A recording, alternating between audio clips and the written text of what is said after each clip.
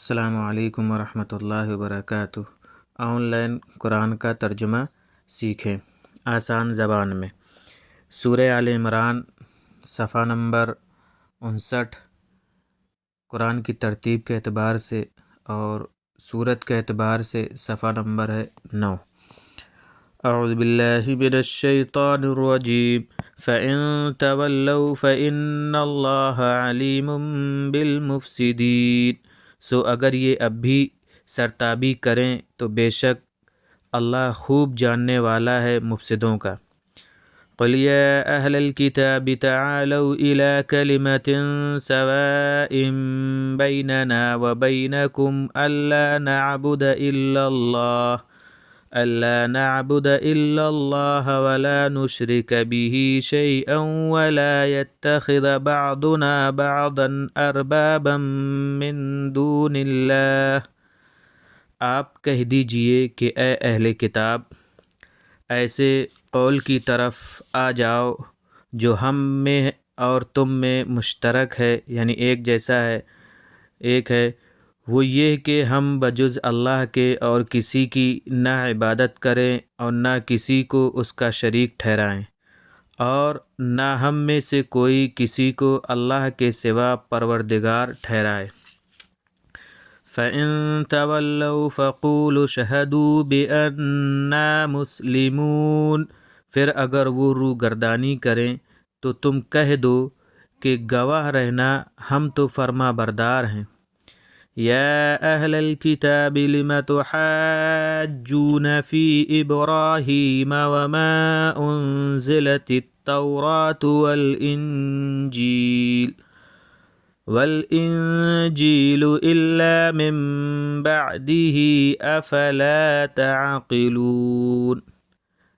اے اہل کتاب، تم ابراہیم علیہ السلام کے بارے میں کیوں جھگڑ رہے ہو، حالانکہ توریت و انجیل تو ان کے بعد ہی اتری ہیں، تم تو عقل سے کام کیوں نہیں لیتے؟ ہا انتم ہؤلاء حاججتم فیما لکم بہ علم فلم تحاجون فیما لیس لکم بہ علم۔ ہاں تو تم لوگ وہی تو ہو جو اس امر میں جھگڑ چکے ہو جس کا تمہیں کچھ تو علم تھا، سو اب ایسی بات میں کیوں جھگڑتے ہو جس کا تمہیں کچھ بھی علم نہیں۔ واللہ یعلم وانتم لا تعلمون۔ اور اللہ جانتا ہے اور تم نہیں جانتے۔ ما كان إبراهيم يهوديا ولا نصرانيا ولكن كان حنيفا مسلما وما كان من المشركين۔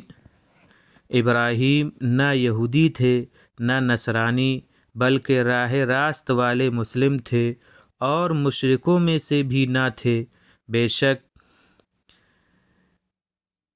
ان اولی الناس بابراہیم للذین اتبعوہ وہذا النبی والذین آمنوا۔ بے شک ابراہیم علیہ السلام سے سب سے قریب لوگ تو وہ ہیں جنہوں نے ان کی پیروی کی تھی، اور یہ نبی ہیں اور وہ لوگ ہیں جو ان پر ایمان لائے۔ واللہ ولی المؤمنین۔ اور اللہ ایمان لانے والوں کا حامی ہے۔